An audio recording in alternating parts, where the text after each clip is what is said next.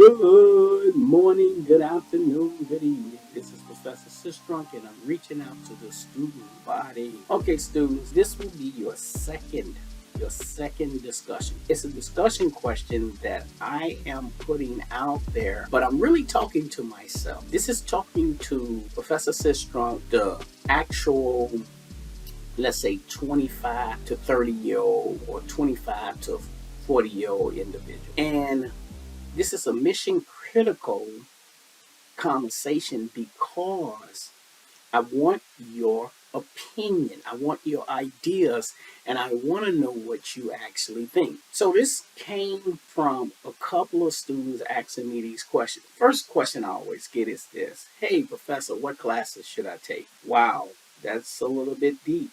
I need to know what you want to do in life.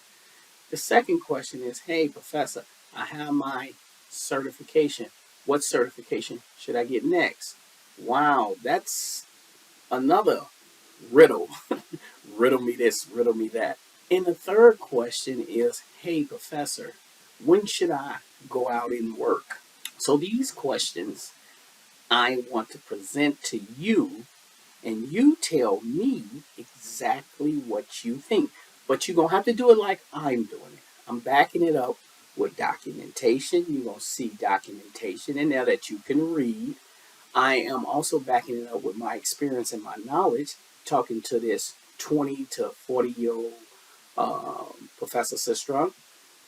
But I'm really gearing this conversation to this individual, and I'm going to title this, If I Had to Start All Over Again, I just hit the planet, or, I'm 20, 40 years old, so I didn't just hit the planet, but I'm starting all over. What would I do if in the IT industry? Now, I want you to seriously sit back and listen because you need to make some critical decisions. An article came out around about 2 years ago where it says IT companies are no longer looking for degree. Our industry is getting so critical, and it's becoming part of the bedrock of society. We are literally so integrated in society. Everything that you do now has an IT component to it, or as we like to say, a technology component to it.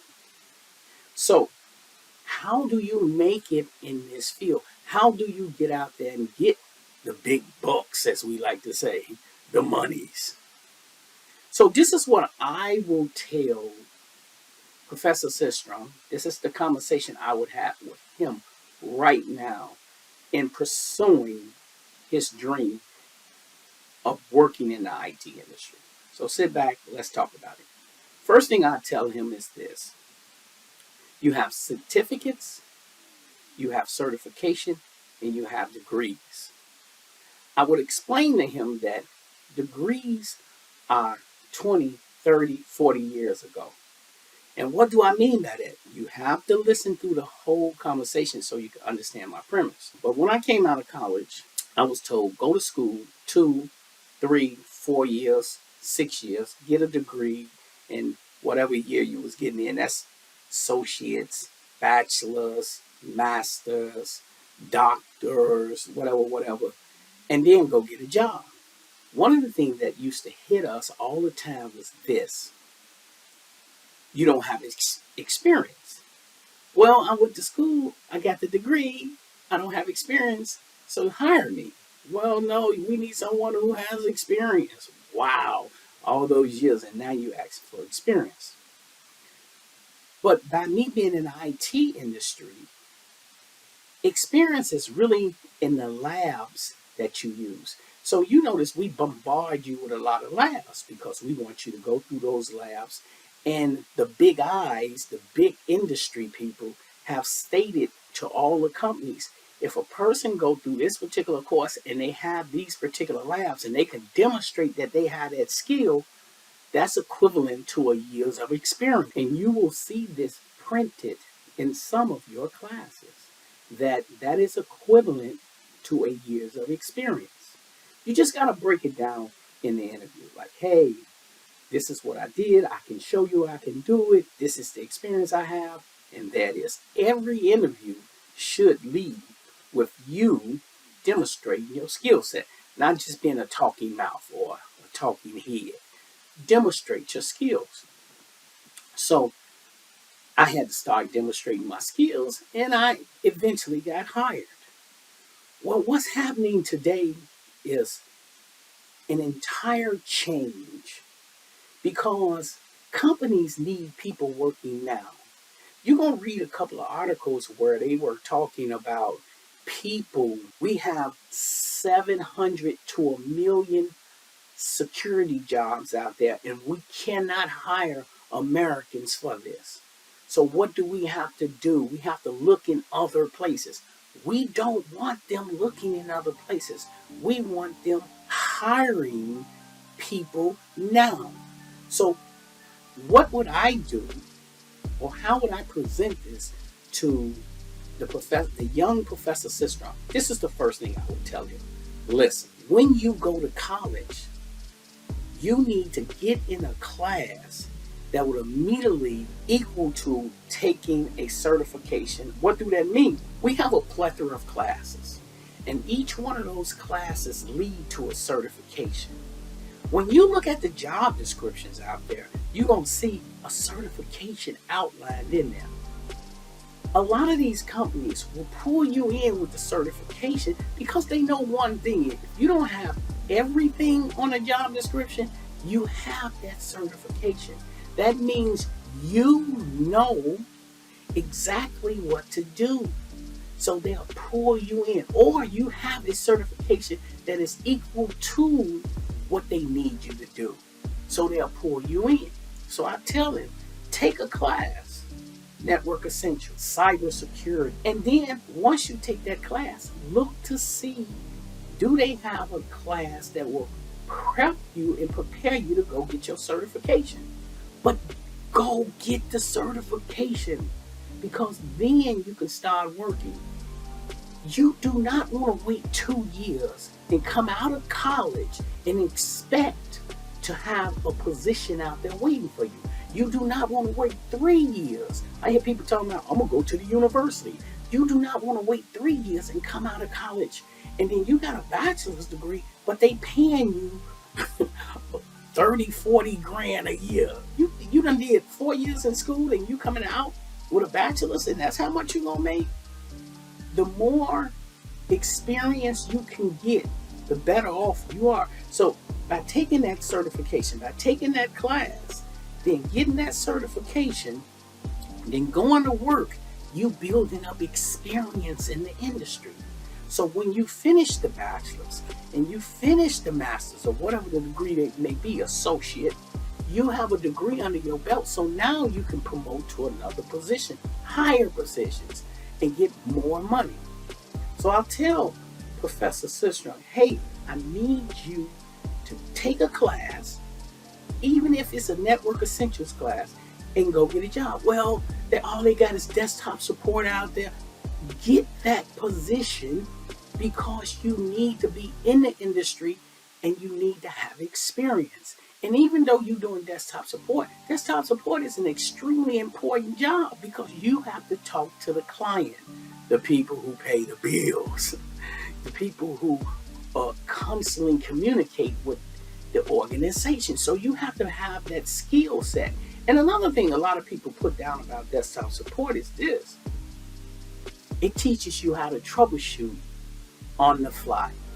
You're talking to a person and you're listening to key things to figure out what's wrong. So when you're working in the systems, you know exactly what to fix. So, or you may take a CCNA class. You know, we have classes that teach you and prepare you to go get your CCNA. Get your CCNA so then you can be in the networking field, a full network administration. Now, we know that if you're working as a network administrator, let me correct the word network administrator, that is multiple levels to that position. You can be a level 1 or you can be a level 5. A level 5 is at least 5 years of experience for a person who is a senior individual in the field. So that's what I tell them. The next thing I would tell Professor Sistrunk, the younger me, is this. Focus on making sure you complete the degree. So now you have monies where you can pay for your own education so you don't have to come out of college in debt. Do not do that. It's horrifying out here when you're in debt. And then you can pay for your own education, but then when you get that 2-year, 3-year, 4-year, or 6-year degree, guess what you can do? You can start moving up through the ranks quicker. I see so many students who are literally sitting back waiting till they graduate. They're walking around college having fun. When these are the years, they should be working on their skill set. When you think of Bill Gates and you think of all these high-end individuals, the one thing they didn't do when they were in college was waste time. This is the third thing I'll tell Professor Sistrunk. Get on your grind, or in some cases, people know it as buckle down. Don't go out on dates with girls or boys or whichever one you're into. Don't go to coffee meetups. Don't hang out with your friends. These are the most important years, meaning you need to know this application inside and outside. Well, Professor, I need to socialize. Socialize when you're successful. That's when it will mean something. Don't socialize when you broke. The fourth thing I tell Professor Sistrunk is this. Stop listening to people who can't bag up what they say. I see so many students listening to other people who haven't certified themselves to go do anything. You know, students come to me and say, hey, Professor, I got my certification. What should I do? Go work. Well, somebody told me I should go get another certification. What you gonna do? Be an individual who's gonna get a bunch of degrees, and an individual who's gonna get a bunch of certifications, and then go out in the market, and the market gonna say, hey, we can't pay you that amount of money? Do you want to be that person? No. You want to actually start working and block out those individuals who do not work in the field. If they don't work in the field, or they never worked in the field, don't tell me your cousin, your brother, your sister, your uncle. No. Do you work in the field? Have you worked in the field? Okay, stop talking to me. Stop listening to misinformation. That's one of the things I notice about Americans. We listen to misinformation so much that we begin to believe it's real information. And the fifth thing and the last thing I would say to Professor Sistrunk is learn another language. Now, if you already know a language, woohoo, you knocked out one of the four. But learn another language. Learn how to speak Spanish. Learn how to speak Chinese, Mandarin. Learn how to speak English. Some of us got problems working on English. I can attest to that. But learn how to speak another language, because the world is changing. Mandarin, Spanish, these particular languages, English, are going to conquer the world, and you never know where you may end up living. So learn a different language. Now, what I want you to do, you sat here and you heard me, and you heard the different things that I spoke on. Now I'm going to put it in a little order so you can make sure when you answer the question, you can answer it methodically and answer it in a way that makes sense. And whether you're against what I'm saying or for what I'm saying, back it up with receipts, meaning produce your evidence to show what you're saying. And don't be that person in the classroom like, yeah, Professor, you're absolutely right. Don't do that. If I'm right, explain yourself. If I'm wrong, explain yourself and try your best to back it up. If you can't back it up, at least try your best to do that. So, 1, what I just spoke on, do you agree with it? Yes, no, and why? Okay? 2, the 5 things that I said you're working on. Are you working on that? And if not, can you implement that program into your system? Are you working on a certification while you're in school? Are you looking for a particular job while you're in school taking classes? And don't tell me it's too much.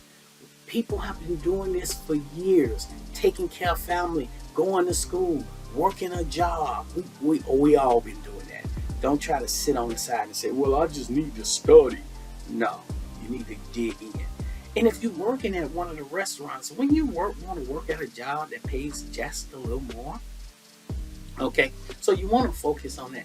Do you know another language? And if you do, how many languages do you know? Do you know English? Do you know Spanish? Do you know Mandarin? What do you know? But know this, when I say know another language, what I'm really saying is you have a language, like say you speak, you're Palestinian and you speak Arabic. I think Palestinians speak Arabic. But let's say that, right? Do you speak English? Yes, I do. What other language do you speak? Because see, if them are your two common languages, let's get another one in there, okay? Let's plug in another one. You see how the world is changing. Excuse me. Okay, with that, what degree are you working on? Okay, and if you're working on that degree, are you going for another degree? But are you going to go be what they call the broke student, or the student who have their mother and father paying for everything? Or you going to be the student that's going to get the heart to go out there and get a job in the industry that they're studying, and then while they going to school, paying their own way. Pay your own way. Help your family out. Be able to save money now. So when you decide to graduate, you got a nice amount of money already put up for yourself. And also, you have experience in that particular field. Okay? So take everything that I'm saying, listen to it carefully, listen to it again, and then start posting your comments. But give me some details, people. Don't just jump in there and put a little blur, or don't read what somebody else said, then come back with a little blur. I want to know your opinion on this subject. And the subject is, what would I tell the younger Professor Sistrunk about working in the IT industry? 700 to 1 million jobs going unfulfilled. What do you think they're going to do? Right now, we're building programs with high schools. We're teaching high school students how to program. We're teaching high school students how to work on networks. Who you think they're going to go to? They can pay them a little cheaper and get them to do the job, and they build a lot of experience. Don't sit back and wait and come out of college and be talking about, I can't get a job. All these high school students working in the field. That will happen. Or companies start going back to other nations and saying, look at what we did for China. We sent our industries over to China. We sent our industries to India. India got a thriving tech industry. And you know why they got that? Because we pushed everything over there. The call centers and everything. Now they're booming. So it's always, they talking about Vietnam, sending some industry over there. And then you got on your back artificial intelligence, which is going to take years before artificial intelligence mature. But are you using artificial intelligence to build up your skill set in IT? I am right now taking a class, or almost finished with a class, that's AI in security. Are you building yourself up and preparing? What I'm saying to you is now is the time to start getting employed in the field. Even if it's a job that may not be paying you, you need to get that experience so you can move to that higher level. But sitting back on the couch waiting, going out on coffee dates, going on trips with your family, yeah, okay, keep doing that. And when you get out of college, you'll be like a whole lot of people who came out of college before me and said, I can't find a job and I got a degree. Don't be that person. Now, if you got friends and families that can plug you in, woohoo, congratulations. But everybody don't have it like that. So I'm in this session here, And my expectation is that when you review this, you will tell me your opinion on the things I said and what you are doing to get prepared in this industry. I hope, I hope that this information was informative for you because the industry has changed. Companies are no longer looking for degrees. It doesn't mean they don't want degrees. I'm going to explain that in the next interview, what a certification can do for you, what a certificate can do for you, and what a degree can do for you. I'm going to explain that because I'm going to take this Professor Sistrunk, the younger me, on a journey, and I want you to watch the journey that he goes on and prepare for this industry. But I want to show you what you need to be doing to get through there. And the first thing is this: whatever class you in, this is what I want you to end your statements with. Whatever class you in, go look at the authority that hands out certifications for that class. So if you're in a Network Essential class, do CompTIA give you a certification? If you're in the Cisco class, do Cisco give you certification?